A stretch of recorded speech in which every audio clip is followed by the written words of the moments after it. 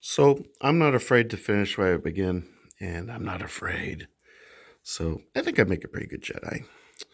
At any rate, so I'm finishing what I started earlier with a review, as it were, of a very simple saber. This is my Apprentice V4. It's an LE version. The advantage of the LE version is that they have I mean, it's pretty simple, but they just anodize the little grooves on the saber to kind of give it a little bit more of a aesthetic appeal. Now, this is just a stunt saber, so it's as simple as it gets. And the internals just consist of an LED, and this one has the AV switch, and there's a, I guess you could call it a chassis, but it's not really. It's just a battery holder, and that holds four AAA batteries, and they have a bit of a Velcro thing that wraps around it to hold the batteries in the holder so they don't fall out. Because sometimes there's a bit of extra room in here, where the batteries, if with the contact, they could slip out of the little holder, and that could cause issues. But simple as a simple gets. The pommel is not vented at all because there's no sound. As with most of the pommels on sabers such as this, there's a bit of a knurling to facilitate removing it, to get at the battery thing.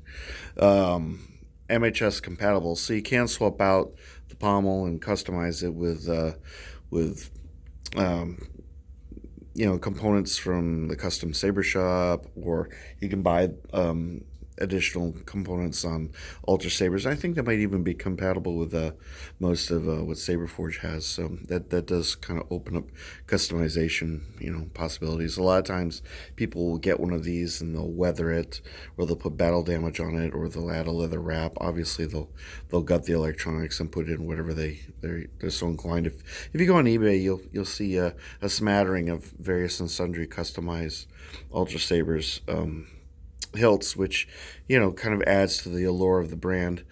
Ultra Sabers has sort of a bad rap for being so simple and rudimentary in their internals, which is true. They're very much a bit of a throwback to the beginning days of this hobby, but they sort of fill a niche that I mean, it's, what can you say? It's Ultra Sabers. Now that I love Ultra Sabers, yes, this may be kind of just an elaborate flashlight, but there's just something endearing to me about this company. I generally don't buy my Ultra Sabers direct from the company because I find that they're prohibitively expensive for what you get. I'm starting to feel that way with Saber Forge, and I'm sort of leaning towards other other avenues for procuring my sabers, but that's just a PSA. Anyway, so it does have a momentary switch. Well, no, this is not a momentary switch. The AV switch, which you click it goes in, creates a circuit, and obviously turns the thing on. Nice little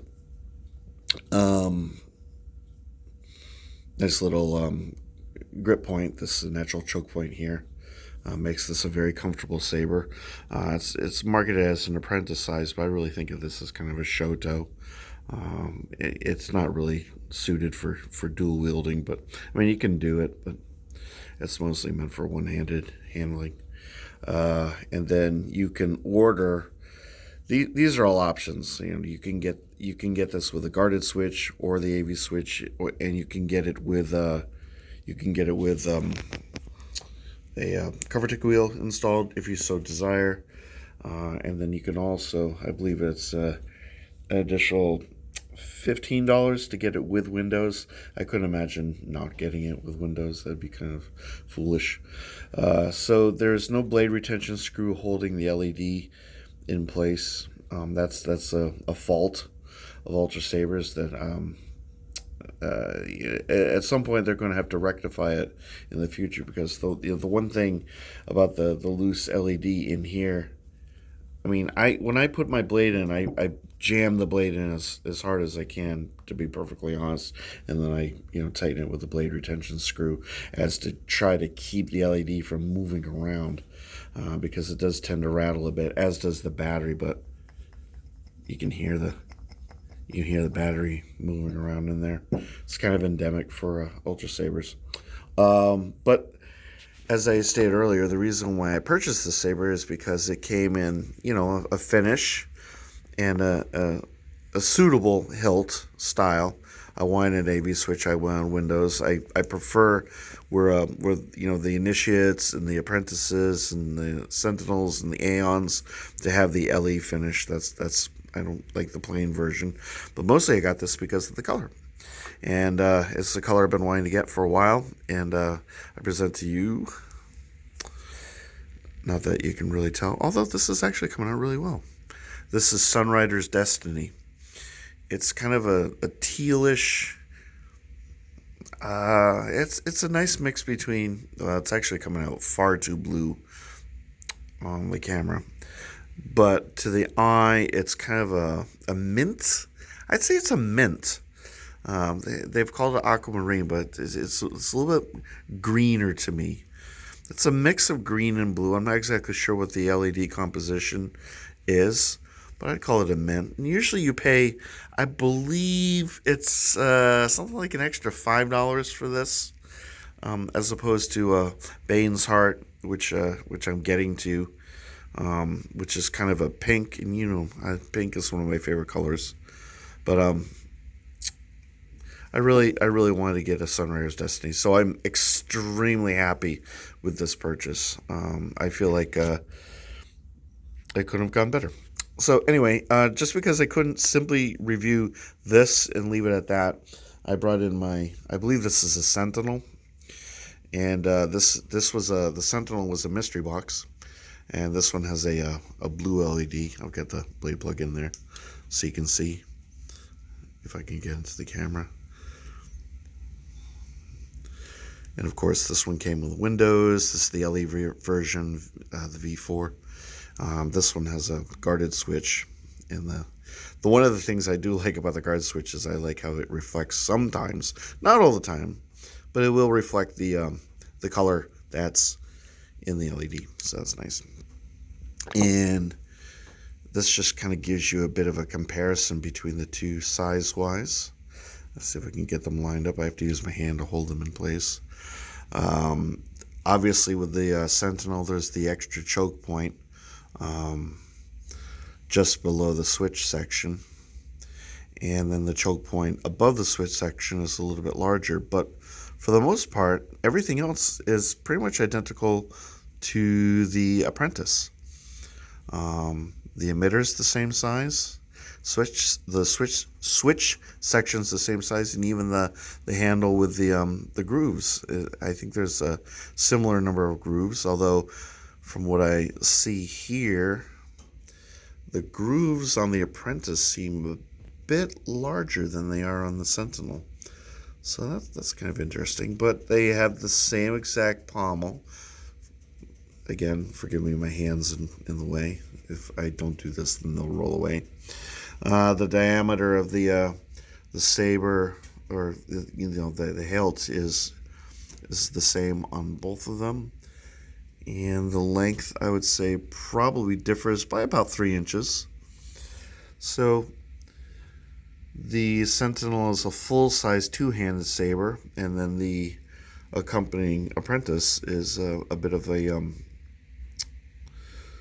one-handed, sort of a shoto kind of exercise. Now, here's my plan for this saber.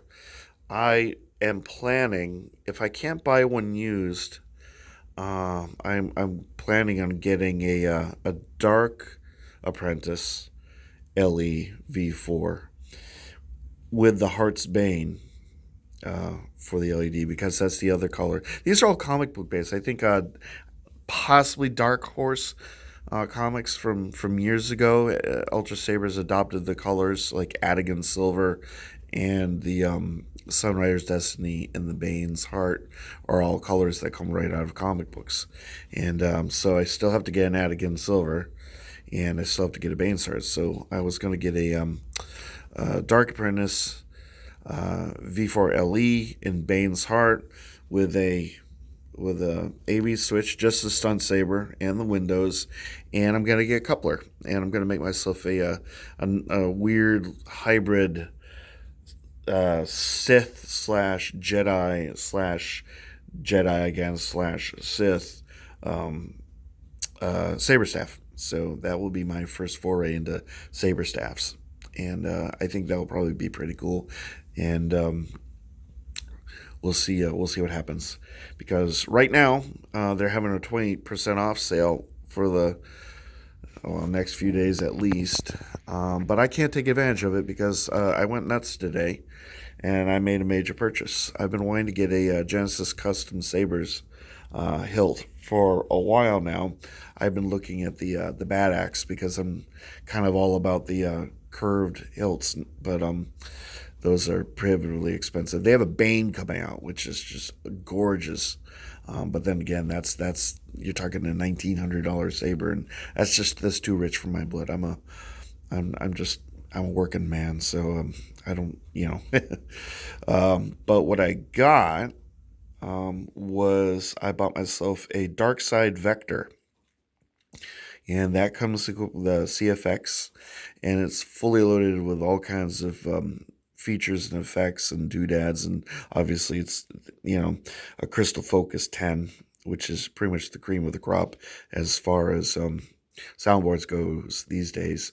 Fully loaded with more fonts than I could possibly deal with, and room for more. And from what I've heard about the CFX, it's eminently customizable and user friendly. So I already have some extra fonts to throw in there, and that thing's just going to be a riot, because the Vector is by the mission of Genesis Custom Sabers. That saber is designed for heavy dueling, and the way the switch is designed and the ergonomics of that hilt, I'm really excited about that one. So I have so many hilts coming, and that was a major purchase. So that's kind of put me in the red for a while. So I'm gonna have to, unless I come across an amazingly irresistible deal. Like if I found the counter to this, if I find my Dark Apprentice and it's a price that I can't pass up, then obviously I'll do it. But as far as major purchases, I'm gonna have to call it quits for a while. I know I keep saying that, but I'm a fool, and I keep going against my own best intentions. But what are you gonna do? This hobby is merciless. It's expensive. At any rate, the last thing I kind of wanted, I forgot to mention, as this sort of like micro knurling burnish, and that's one of the things I like about Ultra Sabers is the tactile nature of these hilts. I know that was a weird aside, but I kind of want to throw that in there. At any rate, so that pretty much covers what I wanted to say about these things. So hopefully this was worth watching, if not terribly exciting. So there you go. Let's get these windows lined up. Now the blade plug on in here is a little bit more of a clear effect, as opposed to the frosted ones that you usually get.